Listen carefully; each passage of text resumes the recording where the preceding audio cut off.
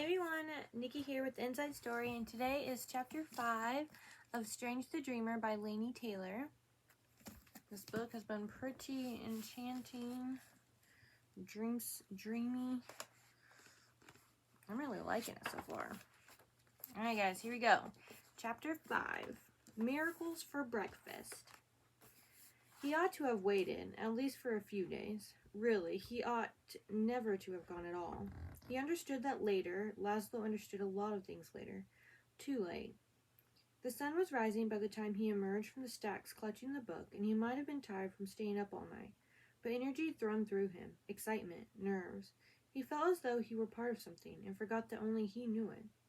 He didn't return to his room, but made his way out of the main palace and across the grounds to the old church that was now the Carysopaetheum.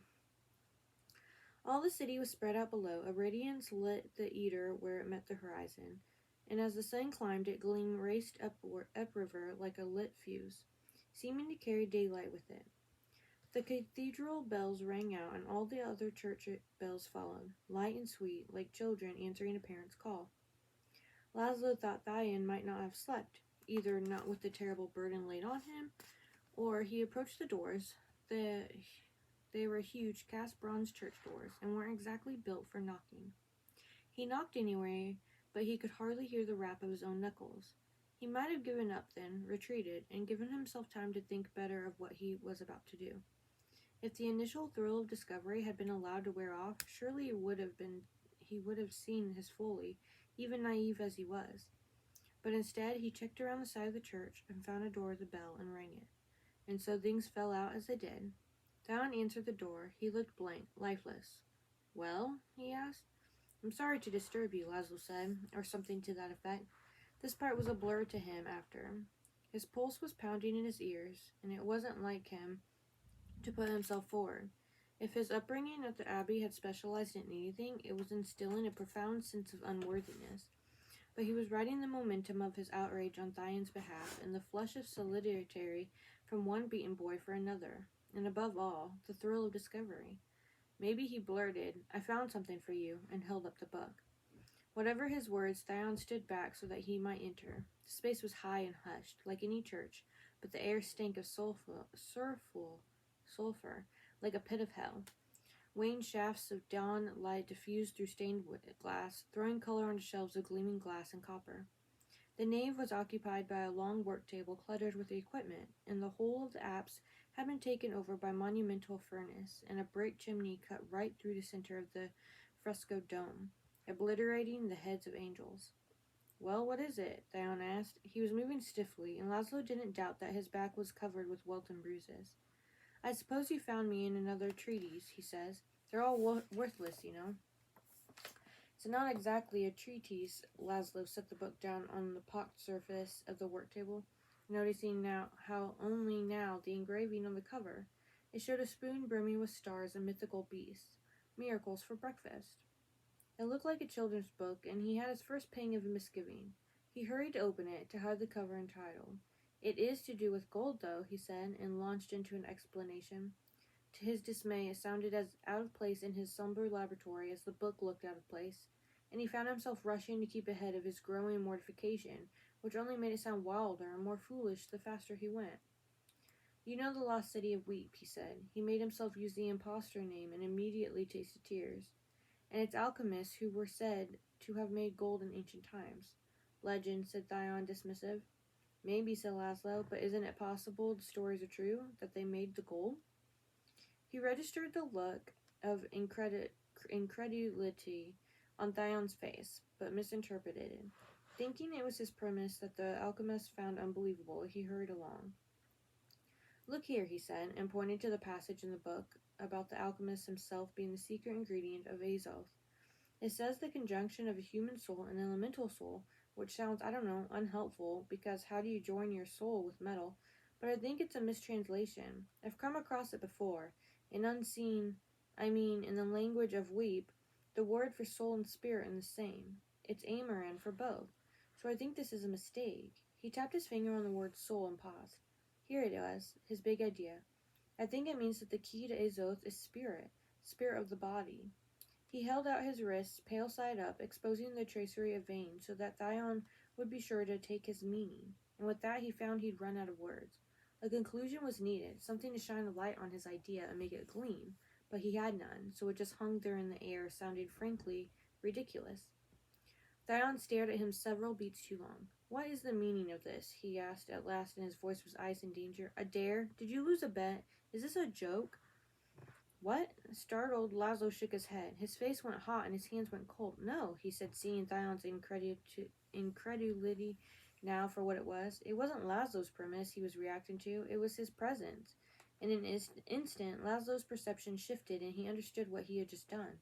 He, Strange the Dreamer, junior librarian, had marched into the Chiarosposium brandishing a book of fairy tales and presumed to share his insights on the deepest mystery of alchemy, as though he might solve the problem that had eluded centuries of alchemists, including Nero himself. His own audacity, now that he saw it, took his breath away. How could he have thought this was a good idea? "Tell me the truth," commanded Thyone. "Who was it? Master Luzzini? He sent you here to mock me, didn't he?" Laszlo shook his head and to deny the accusation, but he could tell that Thyone wasn't even seeing him. He was too lost in his own fury and misery. If he was seeing anything, it was the mocking faces of the other alchemists, or the cool calculations of the queen herself, ordering up miracles like breakfast. Or maybe, probably, he was seeing the scorn on his father's face last night and feeling it in the rawness of his flesh and the ache of his every movement.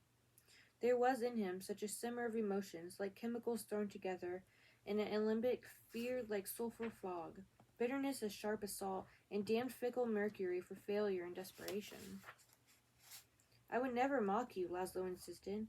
Thyone grabbed up the book, flipped it closely to study the title and cover. "Miracles for Breakfast," he intoned. Leafing through it, there were pictures of mermaids, witches. "This isn't mockery?" "I swear it isn't. I may be wrong, my lord. I probably am." Laszlo saw how it looked, and he wanted to tell what he knew to be true, how folklore was sprinkled with truths. But even that sounded absurd to him now. Crumbs on wizards' beards and all that nonsense. "I'm sorry, it was presumptuous to come here, and I beg your pardon, but I swear to you I meant no disrespect. I only wanted to help." Thyone snapped the book shut. "You help me. You help me." He actually laughed, and it was a cold, hard sound, like ice shattering. It went on too long. With every new bite of laughter, Laszlo felt himself grow smaller. "Enlighten me, Strange," said Thyone. "In what version of the world could you possibly help me?" In what version of the world? Was there more than one? Was there a version where Laszlo grew up with a name and a family, and Thyone was put on the cart for the abbey? Laszlo couldn't see it. For all his grand imagination, he couldn't conjure an image of a monk shaving that golden head. "Of course, you're right," he stammered. "I only thought you shouldn't have to bear all alone."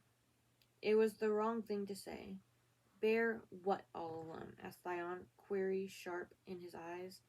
Laszlo saw his mistake. He froze, such as he had in the tomb walk, hiding uselessly in the shadows. There was no hiding here, though, and because there was no guile in him, everything he felt showed on his face. Shock, outrage, and pity. And finally Thyone understood what had brought this junior librarian to his door in the earliest hours of dawn. If Laszlo had waited weeks or even days, Thyone might not have made the connection so instantly. But his back was on fire with pain, and Laszlo's glance strayed there as though he knew it. Poor Thyone, whose father beat him. In an instant he knew that Laszlo had seen him at his weakest, and the simmer of emotions were joined by one more. It was shame, and it ignited all the others. "I'm sorry," Laszlo said, hardly knowing what he was sorry for, that Thyone had been beaten, or that he had chanced to see it. "Don't you dare pity me, you nothing," Thyone snarled with such venom in his voice that Laszlo flinched back as if stung.